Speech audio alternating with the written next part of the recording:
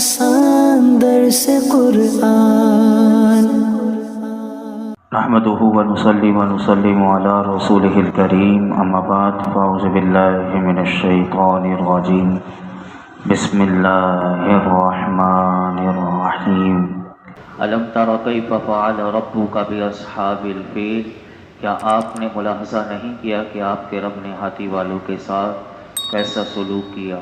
الم یجعل کیدہم فی تضلیل، کہ اللہ تعالیٰ نے ان کے مکر و فریب کو ناکام نہیں بنا دیا؟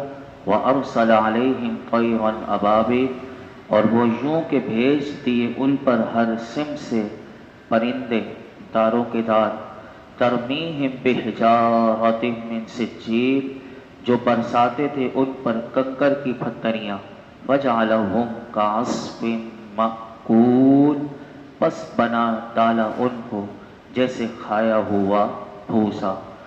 گزشتہ کل اور ایک دن پہلے ہم نے 2 دن سے سورہ فیل کی تفسیر سماعت کر رہے تھے۔ آخری آیت کریمہ کے تحت آج چند باتیں عرض کر کے پھر آگے بڑھتے ہیں۔ 4 آیات کریمہ کی تفسیر میں نے آپ کے سامنے عرض کر دی تھی۔ 5ویں آیت میں اللہ تعالیٰ نے ارشاد فرمایا کہ پس بنا ڈالا ان کو جیسے کھایا ہوا بھوسا،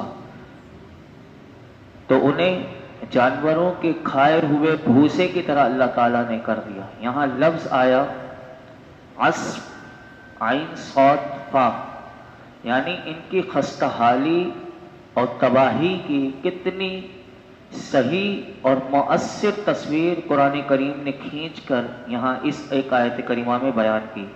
عصف کسے کہتے ہیں؟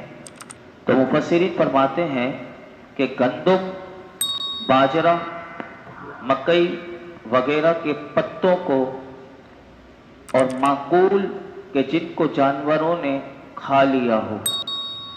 جب کوئی جانور چارہ کھاتا ہے تو وہ پہلے اسے اپنے دانتوں سے چبا چبا کر اس کو ریزہ ریزہ کرتا ہے، اور وہ چبائے ہوئے پتے اس کے معدے میں جا کر ہضم کا مرحلہ طے کرتے ہیں، اور آخر کار جب وہ ہضم ہو جاتے ہیں جانور کو، تو اس کے بعد گوبر یا لیت بن کر جب وہ نکلتے ہیں تو فرمایا کہ خود سوچو کہ ان کی حالت کتنی خستہ اور تباہ ہوتی ہے۔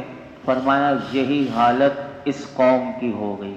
اصحاب الفیل یعنی ہاتھی والوں کے ساتھ اللہ نے ایسا کر دیا کہ جیسے جانور چارہ کھا کر چبا کر اپنے معدے میں ہضم کر کے جب وہ گوبر بنا کر لیت نکال دیتا ہے تو کیسی حالت ہوتی ہے اس چارے کی۔ فرمایا اس قوم کی اللہ نے یہ حالت کر دی۔ یاد رکھیے کہ قرآن کریم کے ایک جو مضمون آپ نے کل سماعت کیا پورا، بعض لوگ اللہ کی قدرت کو محض اپنی عقل کی کسوٹی پر سوچتے ہیں اور وہ اپنی سمجھ کی کسوٹی پر پرکھتے ہیں۔ بعض لوگوں نے اس پورے قرآن کے مضمون کو اس طرح بیان کیا کہ جو قابل تسلیم نہیں، جیسے کہ میں آپ کو بتاؤں، اور وہ کیسے قرآن میں تعویل کرتے ہیں۔ جیسے کہ ایسے ہی قرآن کی تعویل اس نے کس طرح کی دیکھی، قرآن میں دھوکہ بھی دے سکتے ہیں لوگ۔ اب یہاں طیر جو ہیں اس سے مراد پرندے، تو وہ کہتے ہیں یہاں پرندے مراد نہیں بلکہ وبال مراد ہے، اور حجارہ یعنی جو اللہ نے پتھر، یعنی وہ جو ایٹمی پتھر تھے، ایٹمی بم تھے گویا کے، وہ کہتے ہیں یہاں پتھر مراد نہیں بلکہ مصیبت ہے۔ اور وہ کہتے ہیں کہ نہ کہیں سے پرندوں کی ٹکڑیاں نمودار ہوئیں، نہ ان کے پنجوں میں سنگریزے تھے، نہ انہوں نے سگباری کر کے اس لشکر کو تہس نہس کیا، بلکہ اس لشکر میں زہریلے چیچک کی وبا پھوٹ پڑی تھی اور اس وجہ سے وہ لشکر تباہ ہو گیا تھا۔ یہ ان کی بھونڈی تعویل ہے۔ اگر اس کو تسلیم کر لیا جائے تو پھر سوال یہ ہوتا ہے کہ پھر وہ جو وبا پھیلی تھی، چلیے آپ جو کہتے ہیں آپ کی بات تھوڑی دیر کے لیے مان لیتے ہیں، تو اگر یہ وبا پھیلی تھی تو پھر یہ اس لشکر تک ہی کیوں محدود تھی؟ وہاں جو مقامی آبادی تھی تو وہ کلیتاً کیوں محفوظ رہی؟ تو پھر اس کی ایک مثال بھی وہ نہیں دے سکتے۔ اور اہل مکہ میں سے اس وقت کوئی شخص بھی اس وبا سے اگر مرا ہو تو بتا دیجیے، تو کبھی بھی نہیں بتا سکتے۔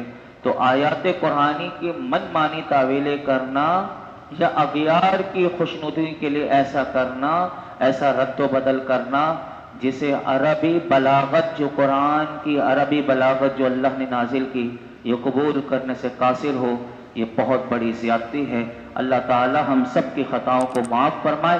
یاد رکھیے کہ جب اللہ تعالیٰ نے جب اپنی قدرت کاملہ سے حملہ آوروں کو تباہ و برباد کیا، جو حملہ کرنے آئے تھے، خانہ کعبہ کو ڈھانے کے لیے آئے تھے، اور اللہ نے اپنے گھر کی حفاظت خود کی، تو حضرت عبد المطلب جو حضور کے دادا ہیں، انہوں نے جب وہ تباہ ہوئے تو پھر اپنے رب کی حمد کی تھی اور اس کا شکریہ ادا کیا تھا۔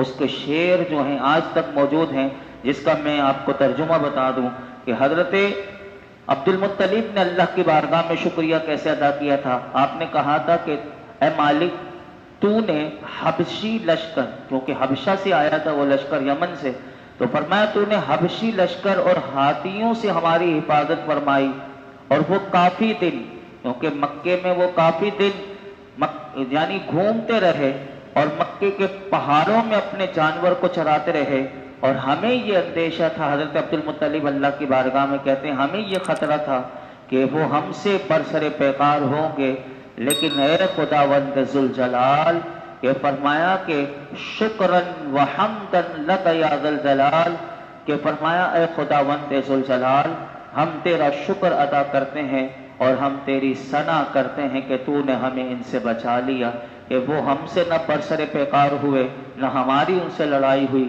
اور ہماری جانیں بھی بچ گئیں، اور یہ جو تیرے گھر کو تباہ کرنے آئے تھے یہ خود تباہ و برباد ہو گئے۔ اس واقعے سے، پورے واقعے سے کیا سبق ملتا ہے؟ علماء کہتے ہیں اس پوری صورت سے یہ بھی سیکھنے کو ملا کہ یہ جو واقعہ ہوا تھا اصحاب الفیل، یہ بھی ایک اللہ کی حکمت تھی۔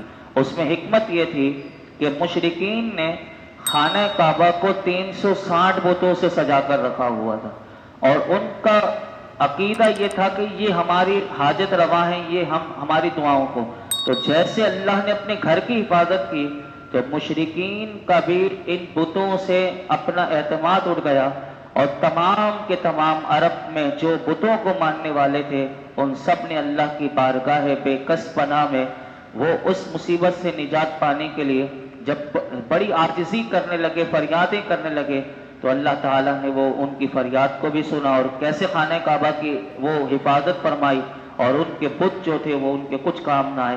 تو علماء کہتے ہیں کہ یہ اثر ان پر 7 سال تک باقی رہا، اور وہ صرف اللہ وحدہ لا شریک کی عبادت کرتے تھے۔ یہ واقعے کے بعد 7 سال تک یہ ان پر اثر رہا، اور اس صورت میں اس امر کی طرف بھی اشارہ ہے کہ اے اہل مکہ، یعنی یہ اللہ نے نازل دوبارہ کی، کیونکہ اب یہ تو نہیں کہ نبی پاک صلی اللہ علیہ وسلم کی ولادت تو 55 دن کے بعد ہوئی، لیکن پھر 40 سال کے بعد حضور نے اعلان نبوت فرمایا، اس کے بعد یہ قرآن کی آیت نازل ہوئی، تو گویا کہ یہ نازل کر کے اللہ نے اہل مکہ کو کہا، کیونکہ اس وقت وہ دوبارہ بت پرستی کی طرف آ چکے تھے اور وہ حضور کی دعوت توحید کو بڑی بےرحمی سے ٹکرا رہے تھے، تو اللہ رب العالمین نے اس صورت کو نازل کر کے اس امر کی طرف بھی اشارہ کیا کہ اے اہل مکہ، تم میرے حبیب کی دعوت کو بڑی بے رحمی سے ٹھکرا رہے ہو، اور ان بتوں کی الوہیت کے نظریے سے دستبردار ہونے کے لیے کسی قیمت پر تیار نہیں ہو، تو تمہیں وہ واقعہ تم بھول گئے، عام الفیل جو تمہاری آنکھوں کے سامنے ہوا ہے۔ اس روز بتاؤ تمہیں اس لشکر جرار سے تمہیں کس نے نجات دی تھی؟ کس نے عالم غیب سے پرندوں کے جھنڈ بھیجے تھے؟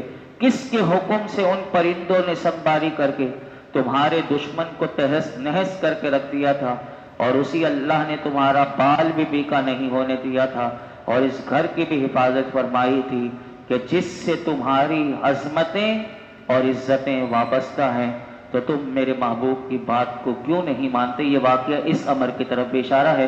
اللہ رب العالمین ہم سب کو سورہ فیل کی برکتیں عطا فرمائے، اور یہ کیونکہ اس میں آج اس گھر کا تذکرہ ہوا کہ جس گھر کا حج کرنے کے لیے حاجی دیکھیے آج مینا کی طرف رواں دواں، آج مینا میں 5 نمازیں ادا کریں گے، اور کل حج کا دن یعنی یوم عرفہ ہے۔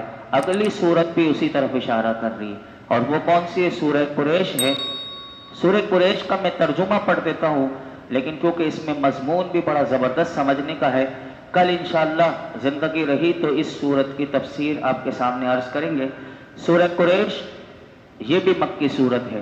اس سورت میں 1 رکوع 4 آیت کریمہ ہیں۔ قریش ایک قبیلے کا نام ہے۔ اس سورت کی پہلی آیت میں یہ لفظ موجود ہے، اس مناسبت سے اسے سورہ قریش کہا جاتا ہے، اور میرے آقا کا تعلق بھی قریش سے ہے۔ اور قریش کے حوالے سے حضور نے کیا فرمایا وہ حدیث مبارکہ بھی میں کل آپ کے سامنے رکھوں گا۔ بسم اللہ الرحمن الرحیم، اللہ کے نام سے شروع جو نہایت مہربان رحم والا۔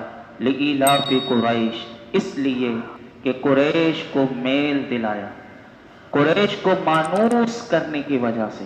ایلافہم رحلۃ الشتاء والصیف، انہیں سردی اور گرمی دونوں کے سفر سے مانوس کرنے کی وجہ سے۔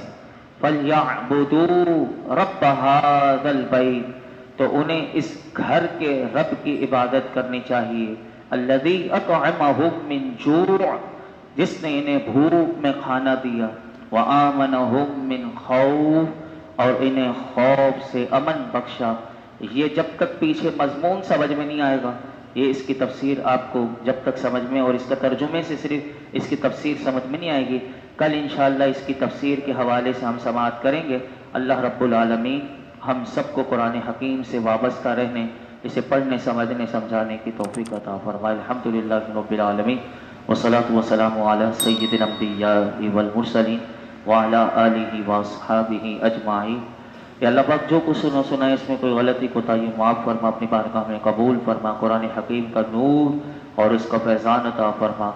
رب کریم حاجی مولائی کریم 2 احرام کی چادروں میں لبیک کی صدائیں لگاتے ہوئے کہ مالک میں حاضر ہوں، میں حاضر ہوں، اور سارے لاکھوں لاکھ دنیا سے مولائی کریم سب سے کٹ کر تیری بارگاہ میں حاضر ہے۔